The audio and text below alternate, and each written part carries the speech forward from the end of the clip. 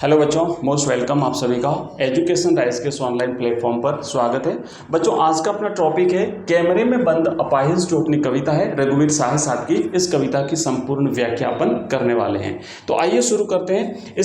ये जो चैप्टर है इसमें हमने रघुवीर साहे साहब का व्यक्तिगत एवं साहित्यिक परिचय पढ़ चुके हैं, जिसका वीडियो आपने देख लिया होगा। नहीं देखा तो ऊपर आई बटन पर आपको लिंक मिल जाएगी, वहां से देख लीजिएगा। इसके बाद में इस कविता का जो प्रमुख जो प्रतिपाद्य है इस कविता का, उसको भी अपन कंप्लीट देख चुके हैं। और अब जो है वो आज की इस क्लास में अपन करेंगे इस कविता की सप्रश्न व्याख्या। तो देखो, क्या कवि जो है रघुवीर साहे साहब, ये एक आम आदमी की पीड़ा को अपनी कविताओं में व्यक्त करते हुए कहते हैं कि हम दूरदर्शन पर बोलेंगे, हम समर्थ शक्तिवान। अब ये जो कविता है इसमें दो चीज़ें आपको ध्यान में रखनी है कि कवि ने दो चीज़ों को हमारे सामने प्रस्तुत कर रहे हैं। एक उस दुर्बल अपाहिज व्यक्ति की पीड़ा को हमारे सामने प्रस्तुत कर रहे हैं, और दूसरा जो मीडिया हाउस हैं उनकी जो सोच है, उनकी जो संवेदनहीनता का जो भाव है, वो भी दर्शकों पाठकों के सामने कवि ने यहाँ पे रखा है। तो क्या कहते हैं कवि, लिखते हैं कविता कि हम दूरदर्शन पर बोलेंगे, हम समर्थ शक्तिवान, हम एक दुर्बल को लाएंगे एक बंद कमरे में। हम शब्द जो है ना बच्चों, यहाँ पे हम शब्द जो है वो आया है दूरदर्शन वालों के लिए। तो दूरदर्शन वाले क्या कहते हैं कि हम दूरदर्शन पर बोलेंगे, हम दूरदर्शन पर बोलेंगे।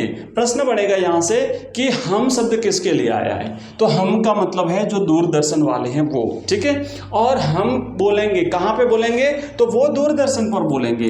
वो अपना जो दूरदर्शन है वहाँ पे बोल करके लोगों को बताएंगे। क्या बोलेंगे कि हम समर्थ शक्तिवान हैं। ये अपने आप को बहुत ही शक्तिशाली मानते हैं।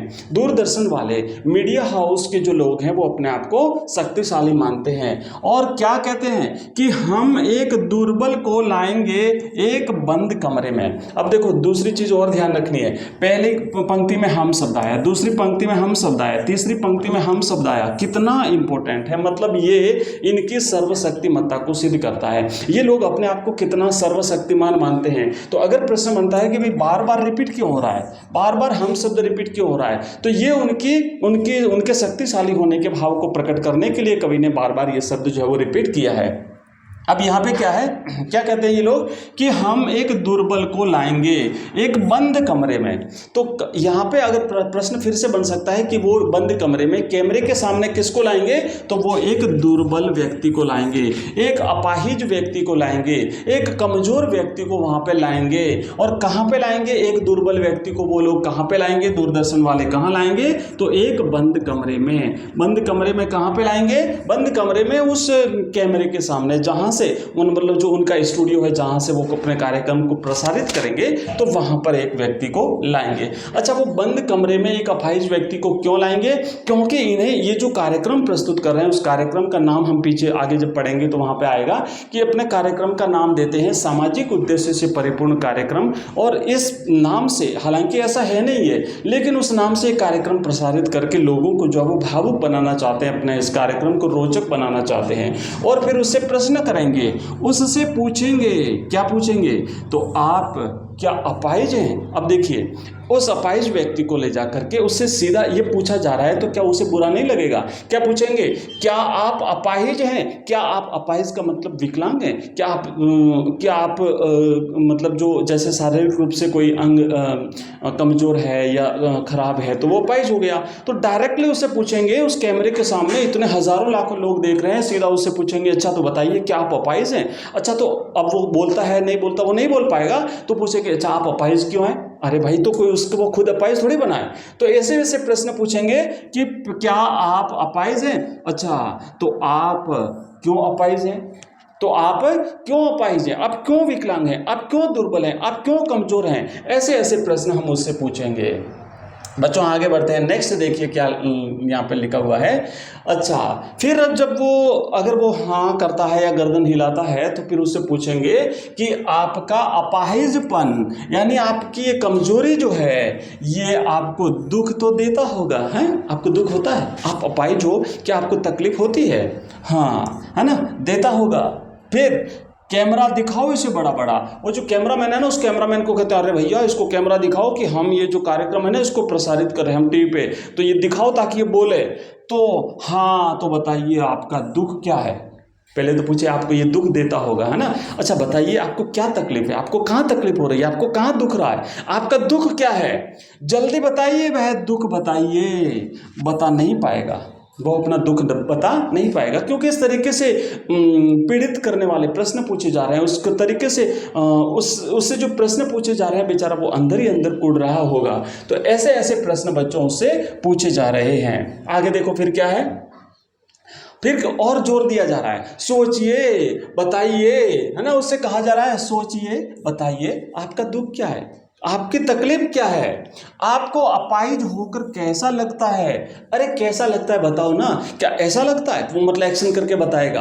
वो उससे पूछेगा, है ना, यानी कैसा लगता है। हम खुद इशारे से बताएंगे कि क्या ऐसा लगता है। अब हम फिर एक बार फिर से हम शब्द आया है कि वो दूरदर्शन वाले स्वयं ही इशारा करके, क्योंकि वो तो बोल नहीं पाएगा, इतने प्रश्न उससे पूछे, लगातार पूछे कि आप अपाहिज हैं। अच्छा आप अपाहिज क्यों हैं, आपको अपाहिज होकर के कैसा लग रहा है, आपको अपाहिज होकर के बुरा लग रहा होगा।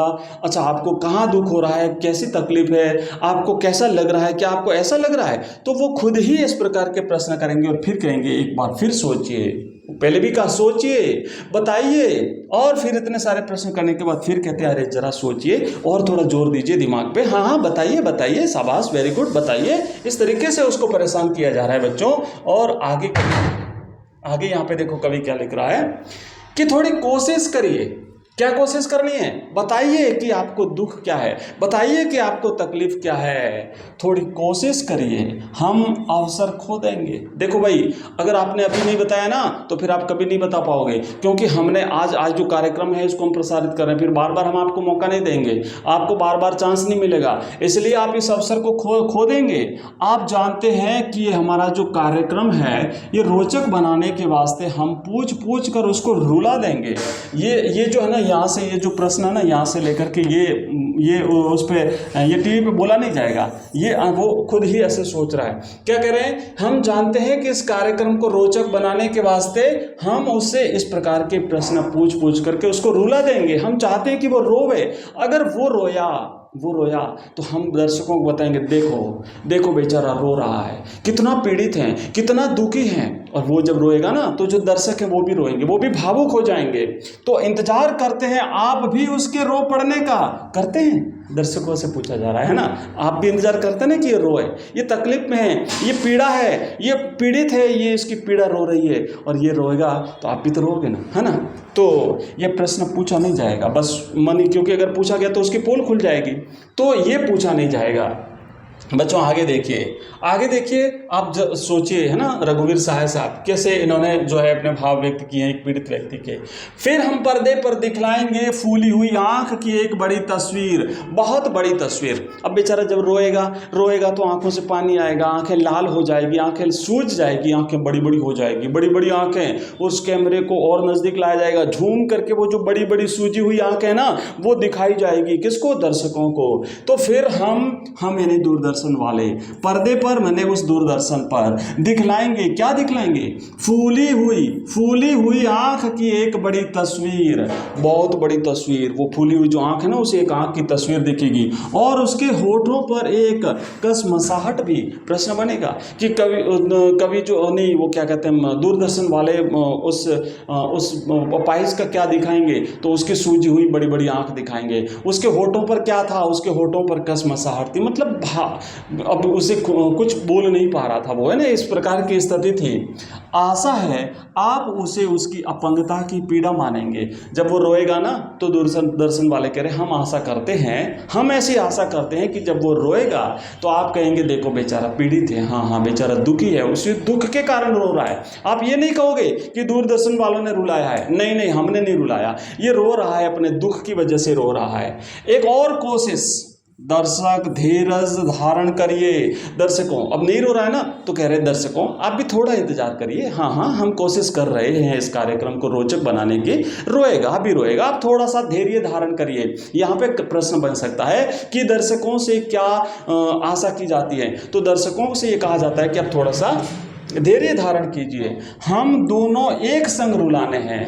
तो हमें क्या करना है, हमें काम करना है, हम दोनों को एक साथ रुलाएंगे। किसको?